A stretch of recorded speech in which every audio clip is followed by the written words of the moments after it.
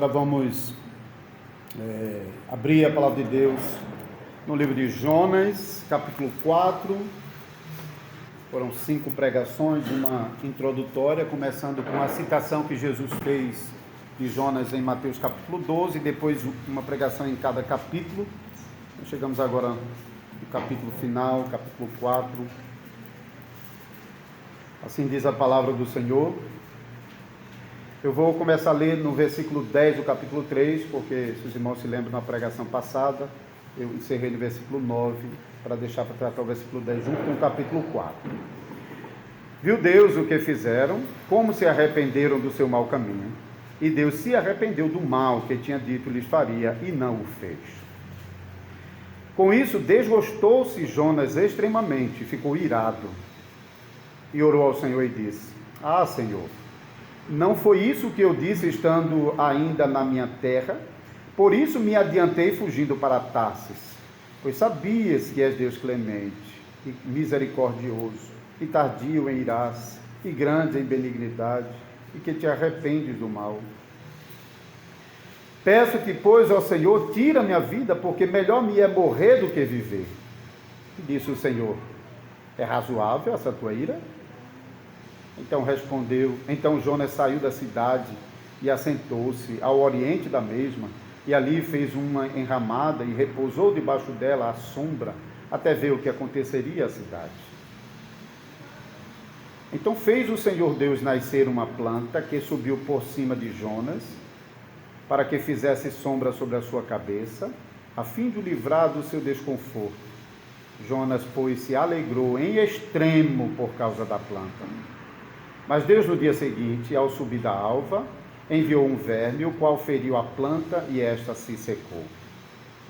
Em nascendo o sol, Deus mandou um vento calmoso oriental. O sol bateu na cabeça de Jonas, de maneira que desfalecia, pelo que pediu para si a morte, dizendo: Melhor me é morrer do que viver. Então perguntou Deus a Jonas: É razoável essa tua ira por causa da planta? Ele respondeu: É razoável a minha ira até a morte. Tornou o Senhor: Tens compaixão da planta, que te não custou trabalho, a qual não fizeste crescer, que numa noite nasceu e numa noite pereceu. E não hei eu de ter compaixão da grande cidade de Nínive, em que há mais de 120.000 pessoas que não sabem discernir entre a mão direita e a mão esquerda, e também muitos animais? Amada congregação do Senhor Jesus Cristo, chegamos então ao 4º capítulo do livro de Jonas, o capítulo final. Aqueles que não tiveram oportunidade de ouvir as pregações anteriores podem depois acompanhar a partir do canal da igreja no YouTube. As pregações vão ficar disponíveis lá. Então, o 4º capítulo de Jonas termina com um conflito de vontades. Não sei se você percebeu isso aí. A vontade de Deus salvar pecadores, a vontade de Jonas que esses pecadores fossem destruídos.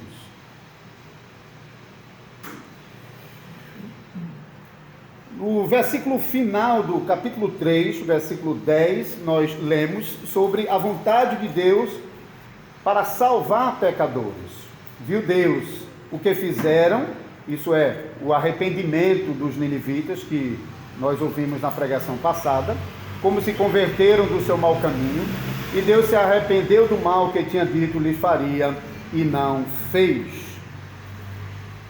Então, diante do arrependimento dos ninivitas, Deus também se arrependeu. Nós estamos lendo aqui.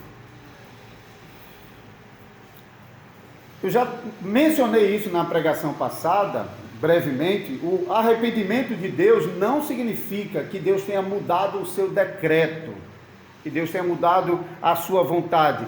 Deus havia decretado a destruição dos ninivitas e agora, com base no seu arrependimento, Deus mudou de ideia, mudou de posição, de opinião e decidiu não mais destruir os ninivitas. Porque Deus não muda como nós. Deus não é como nós. Ele é Senhor de toda a criação e toda a criação segue o curso que o Senhor estabeleceu. Se Deus mudasse como a gente muda, então Ele também poderia mudar a sua opinião quanto à nossa salvação. e depois de ter decidido nos salvar por meio de Jesus Cristo, considerando as nossas fraquezas, a nossa persistência em pecado, ele poderia voltar atrás, desistir de nós e abandonar sua posição primeira de nos salvar e assim nos abandonar em nossa perdição. Mas isso faria da salvação dos pecadores um prêmio por suas obras. Nesse caso, a salvação estaria com base no arrependimento dos pecadores e não em Deus.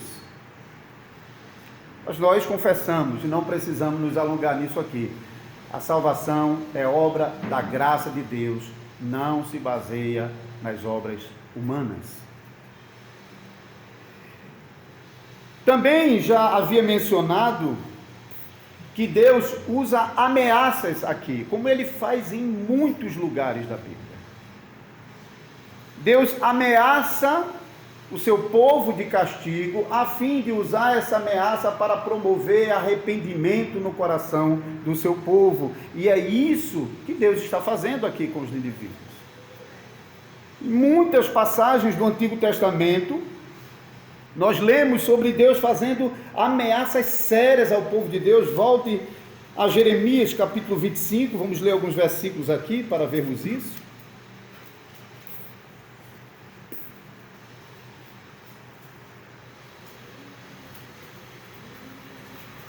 Vamos ler do versículo 8 até o versículo 12. Portanto, assim diz o Senhor dos Exércitos: visto que não escutaste as minhas palavras, eis que mandarei buscar todas as tribos do norte, diz o Senhor, como também a Nabucodonosor, rei da Babilônia, meu servo, e os trarei contra esta terra, contra os seus moradores e contra todas estas nações em redor, e os destruirei totalmente, e os porei por objeto de espanto, e de assobio, e de ruínas perpétuas.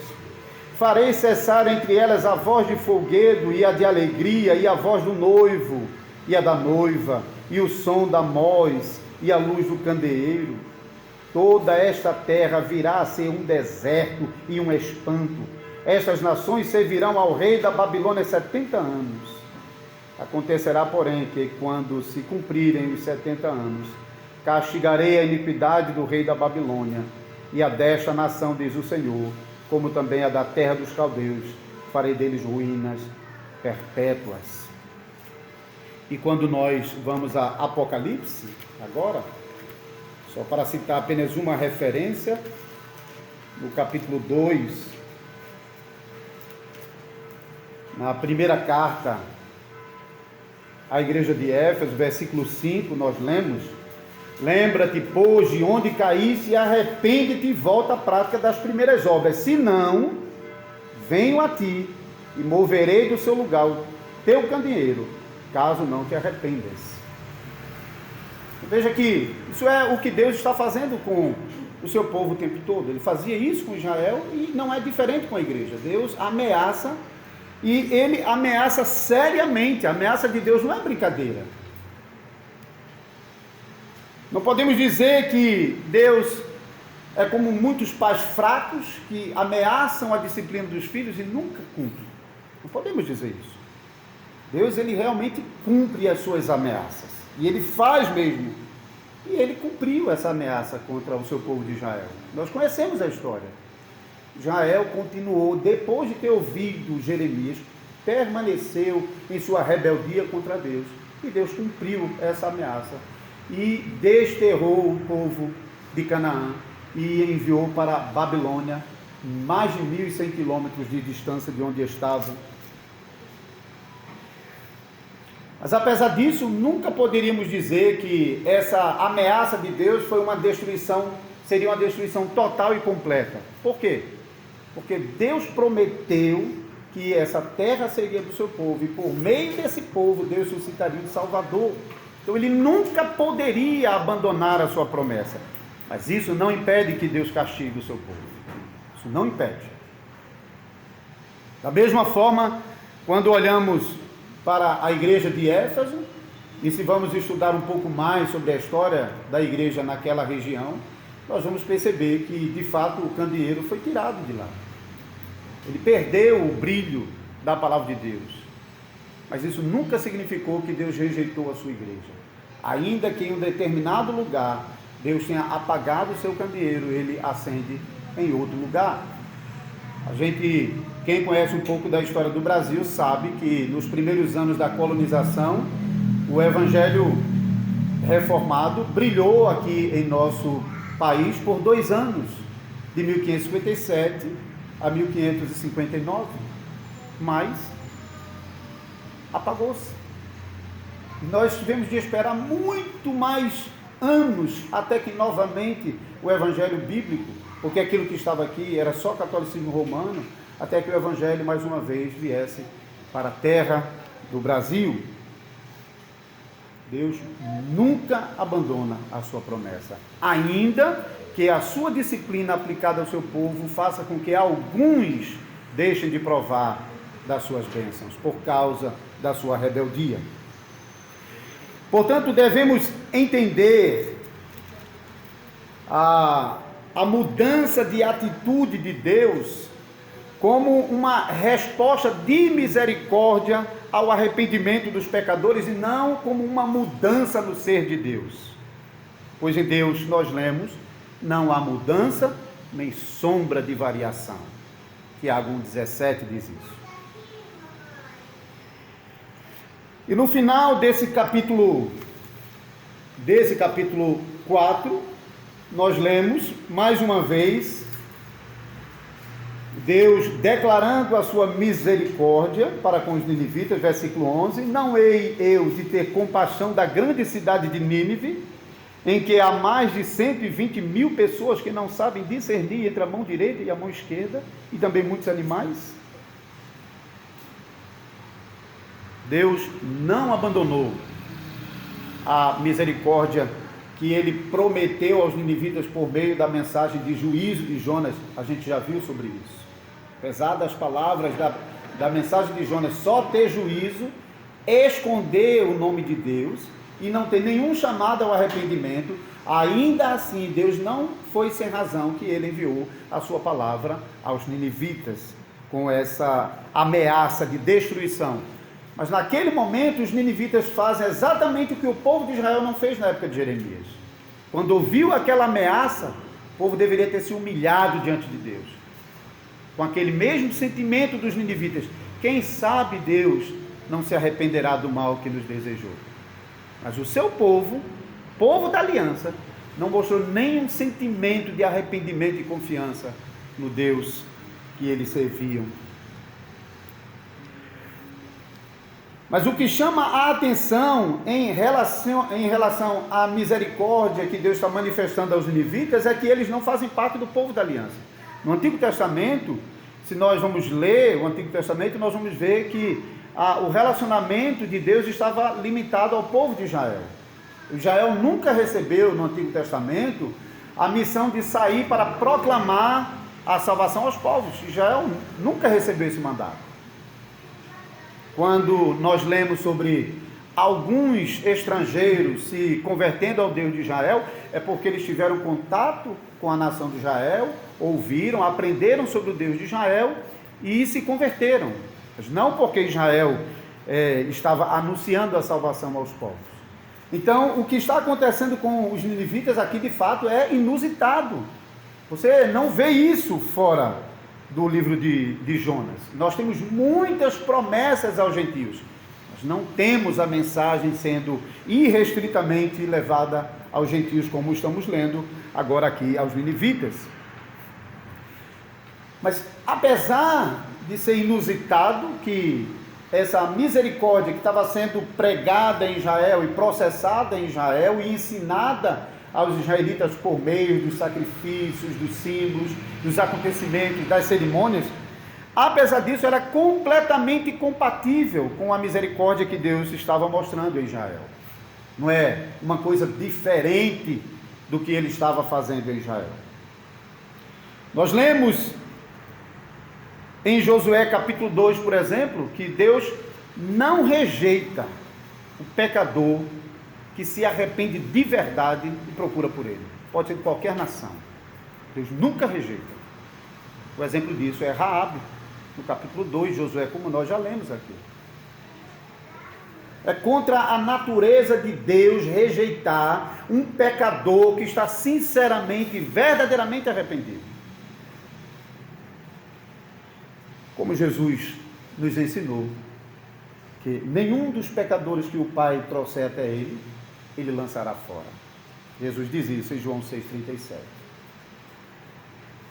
O que nós precisamos entender nesse ponto é que pecador se arrependerá e buscará o Senhor? Somente aqueles pecadores que o próprio Deus conceder a graça do arrependimento, aliás, como ele está fazendo aqui com os ninivitas. E não tem malabarismo para justificar o arrependimento dos ninivitas, exceto pela graça de Deus, porque eles não ouviram outra coisa senão ainda 40 dias e Nínive será destruída. Foi tudo que eles ouviram. A pregação talvez mais fraca que a Bíblia registra se tornou a pregação mais poderosa de todos os tempos. Nem Jesus, o Filho de Deus, pregou para converter 120 mil pessoas de uma única vez.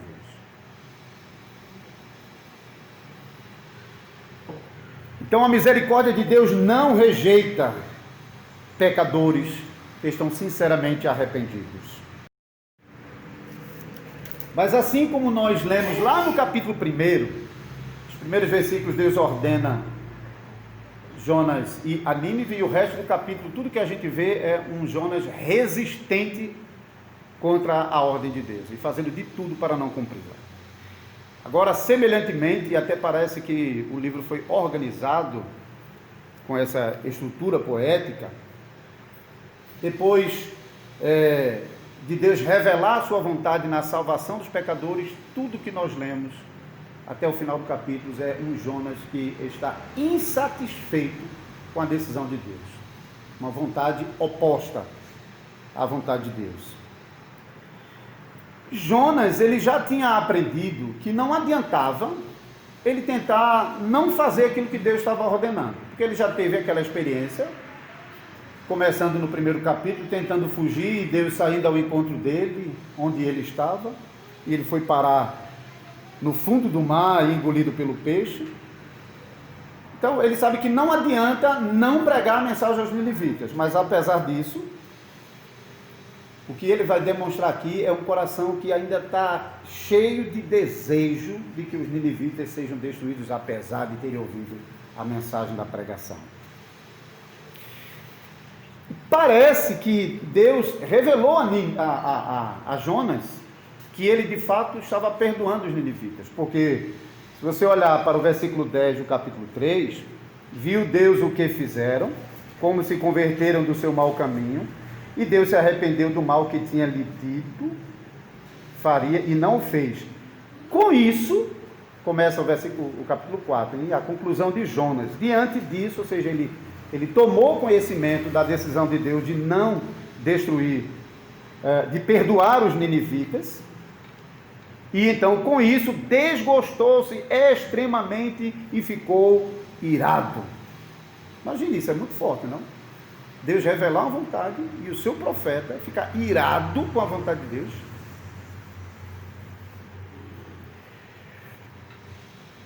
E o texto então prossegue para mostrar como Jonas estava decididamente contrário à vontade de Deus. Ele prossegue depois de ficar irado, extremamente irado. Ele ora a Deus, lamentando o fato de que Deus é clemente, misericordioso, tardio em irar-se, grande em benignidade e que se arrepende do mal. Ele lamenta isso. Imagine. Talvez é por isso que as pessoas não gostam de botar muito o nome de Jonas no seu filho. Ele não lembra coisas muito boas, apesar dele ter servido como tipo da morte e ressurreição do Salvador. Jonas faz mais. Deixa eu só virar um pouquinho esse para cá, porque estou me consumindo. tem que ser assim. Por 2 vezes, ele prefere morrer do que ficar vivo e ver a prosperidade dos ninivitas. Versículo 3: peço que, pois, ó Senhor, tira minha vida, porque melhor me é morrer do que viver. Ele diz isso também no versículo 8, na segunda parte. Ele diz: melhor me é morrer do que viver. Ou seja, ele não queria de jeito nenhum olhar para os ninivitas e ver os ninivitas vivendo e prosperando diante de Deus. Ele de jeito nenhum queria. E quando Deus misericordiosamente tenta consolar o seu profeta com a boa mensagem da salvação de pecadores, o que Jonas faz? Dá as costas e sai. Veja o versículo 4, versículo 5. E disse o Senhor: é razoável a tua ira? Qual é a resposta que Jonas dá aqui? Nenhuma. Ele simplesmente sai da cidade e se assenta fora da cidade, e fez ali uma enramada e repousou debaixo dela à sombra até ver o que aconteceria à cidade. Jonas simplesmente saiu, e ainda depois de Deus ter anunciado que estava perdoando os ninivitas, ele ainda ficou lá fora torcendo para os ninivitas não se arrependerem. Mas eu de passagem mencionei aqui, quando Jonas estava pregando, e parece que ele não estava nem um pouquinho preocupado, tanto é que parece que ele, feito um doido de cabeça baixa, gritando as 5 palavras e andando sem olhar, porque no primeiro dia que ele estava pregando, a pregação já teve efeito. Os ninivitas já estavam se arrependendo, mas ele não viu nada não, ele nem percebeu que Deus já estava trabalhando no coração dos ninivitas, e ele sai da cidade para ficar assistindo o que ia acontecer com os ninivitas. E ainda faz mais. Os versículos 6 a 10 vai mostrar um Jonas que está mais preocupado com uma plantinha do que com a vida de 120.000 pessoas. Valia mais a planta. Não tem a ver com o nosso assunto não, mas às vezes hoje a gente vê pessoas assim, que tem mais preocupação com os bichos e com as plantas do que com as vidas humanas. Ontem mesmo, vendo um seriado com Wanda, teve uma cena dramática, que a pessoa brigando por causa da morte de um elefante, enquanto que milhares de pessoas morrendo lá de fome, sem a menor preocupação. Enquanto que Deus nos deu as plantas e os animais para nos servir, para o nosso bem, para o nosso alimento. Nós devemos cuidar dela como parte da boa criação de Deus, mas não devemos tratá-la como se fosse mais importante do que as pessoas, porque não é isso que Deus diz aqui. Então fez o Senhor Deus, a partir do versículo 6, nascer uma planta que subiu por cima de Jonas, para que fizesse sombra sobre sua cabeça, a fim de o livrar do seu desconforto. Jonas, pois, se alegrou em extremo por causa da planta. Que alegria, tão boa essa plantinha. Mas Deus, no dia seguinte, ao subir da alva, enviou um verme, o qual feriu a planta, e esta secou. E nascendo o sol, Deus mandou um vento calmoso oriental, o sol bateu na cabeça de Jonas, de maneira que desfalecia, pelo que pediu para si a morte, dizendo: melhor me é morrer do que viver. Melhor morrer por causa da planta do que viver por causa de 120.000. A relação é essa aqui, porque veja. Então perguntou Deus a Jonas: é razoável tirar essa tua ira por causa da planta? Por causa da planta. Ele respondeu: é razoável a minha ira até a morte. Tornou o Senhor: tens compaixão da planta, que te não custou trabalho, a qual não fizeste crescer, que numa noite nasceu e numa noite pereceu. E não hei eu de ter compaixão da grande cidade de Nínive, em que há mais de 120.000 pessoas que não sabem discernir entre a mão direita e a mão esquerda, e também muitos animais?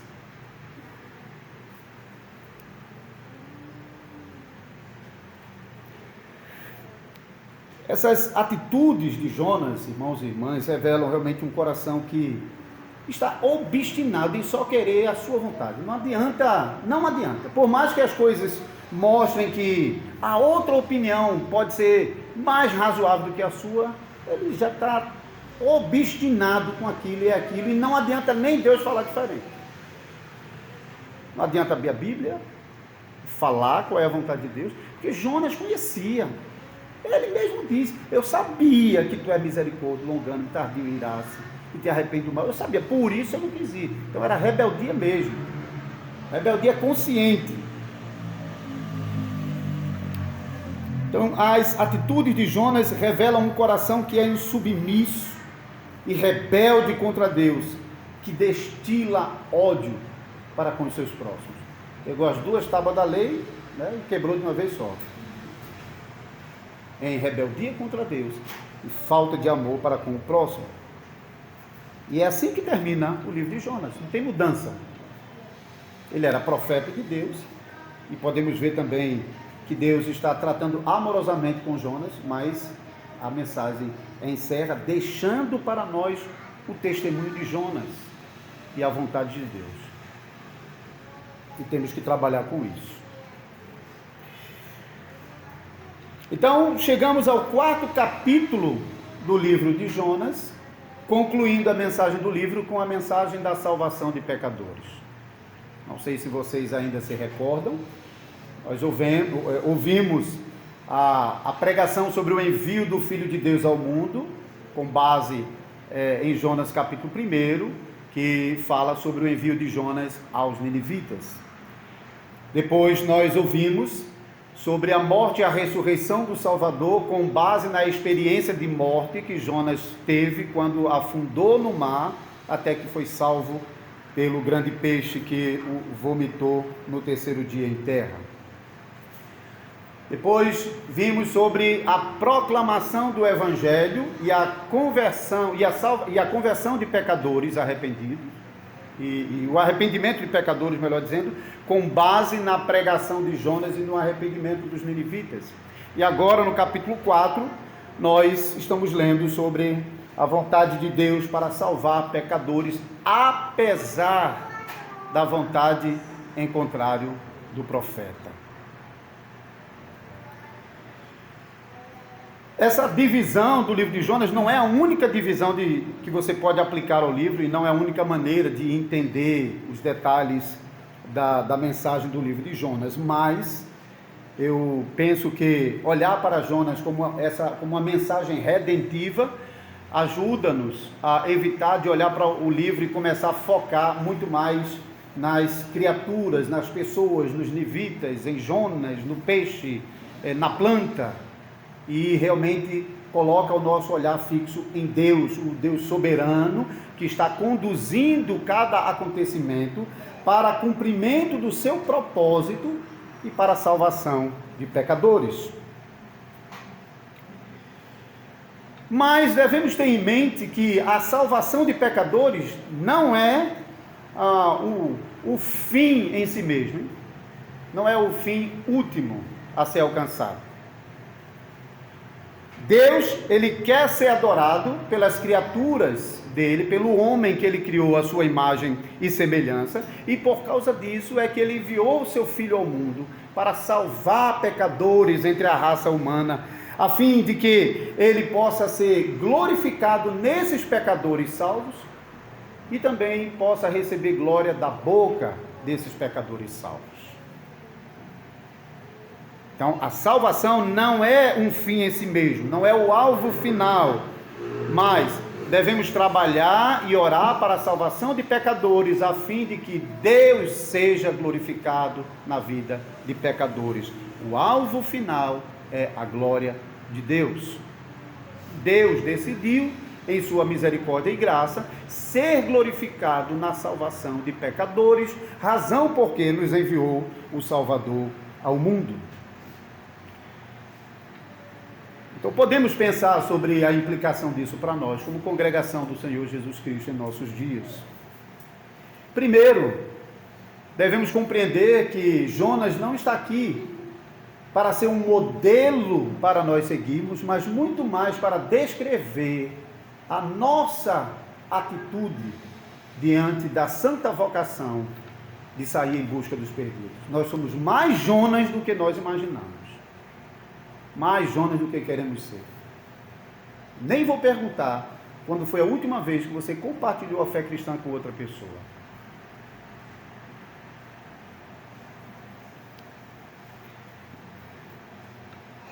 Diferentemente do Jonas, que ficou extremamente decepcionado e triste com a salvação dos ninivitas, nós somos chamados a manifestar uma profunda alegria por cada pecador que se arrepende.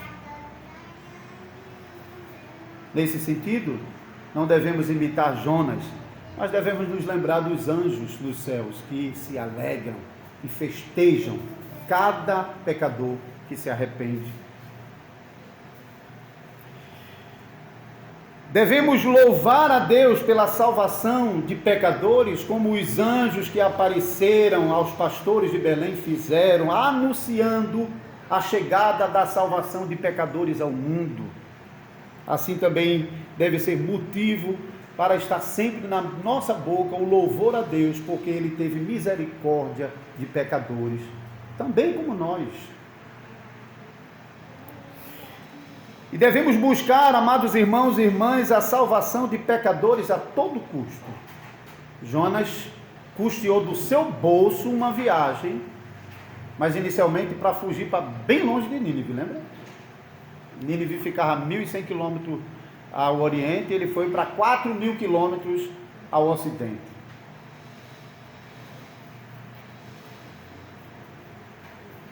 Mas depois, contra a vontade dele, ele teve que viajar de novo para Nínive.